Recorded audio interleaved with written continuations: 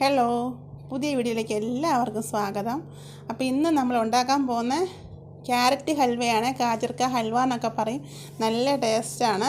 ഒരു പ്രാവശ്യം ഉണ്ടാക്കി നമ്മൾ വീണ്ടും വീണ്ടും ഉണ്ടാക്കി കഴിക്കും കേട്ടോ. നല്ല ടേസ്റ്റാണ്. അപ്പോൾ എങ്ങനെ ഉണ്ടാക്കുന്നതെന്ന് നോക്കാം. അപ്പോൾ അതിനുവേണ്ടി ഞാൻ ക്യാരറ്റ് എടുത്ത് വെച്ചിട്ടുണ്ട്.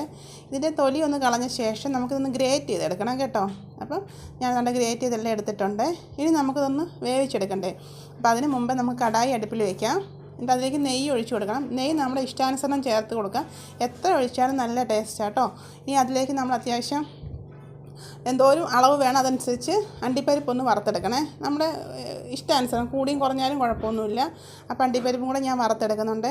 ബാക്കി ഇതാണ്ട് നെയ്യ് ഇനി വേണമെങ്കിൽ ശകലം കൂടെ ഒഴിച്ചു കൊടുക്കാം. അപ്പം ഞാൻ ഈ നെയ്ക്കകത്ത് തന്നെ ഇട്ടുകൊണ്ട് ഇനി ക്യാരറ്റ് ഒന്ന് വഴറ്റിയെടുക്കുന്നുണ്ട്.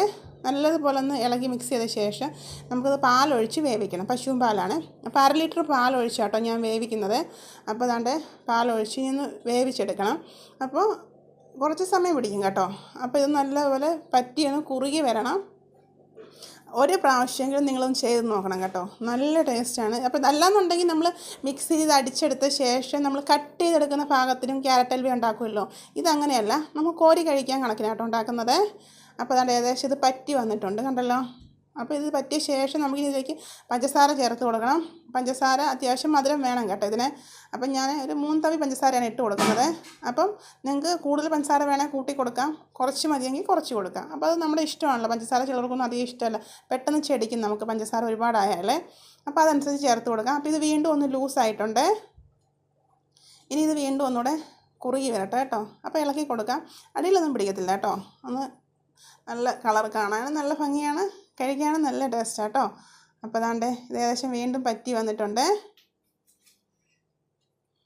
ഇനി നമുക്കിതിലേക്ക് ഏലക്ക പൊടിച്ച് ചേർക്കണം. അപ്പോൾ നിങ്ങളൊരു 10-12 ഏലക്ക ഞാൻ തൊലി കളഞ്ഞിട്ടാട്ടോ പൊടിച്ചെടുത്തേക്കുന്നത്. ഇതാണ്ട് ഇത് പറ്റി വന്നിട്ടുണ്ട് കേട്ടോ.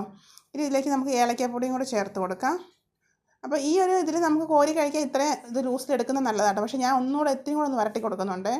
അപ്പോൾ ശകലം നെയ്യും കൂടെ ഒഴിച്ചിട്ട് വീണ്ടും നമുക്ക് നല്ലതുപോലെ ഇളക്കി കൊടുക്കാം.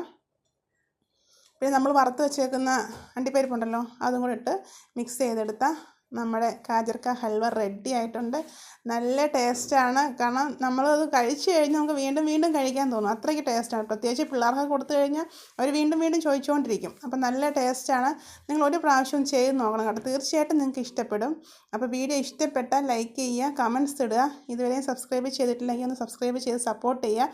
അതുപോലെ തന്നെ നിങ്ങൾ ഇതുപോലെ ഒന്ന് ചെയ്ത് നോക്കുക. തീർച്ചയായിട്ടും നിങ്ങൾക്ക് ഇഷ്ടപ്പെടും. Okay, bye, thank U.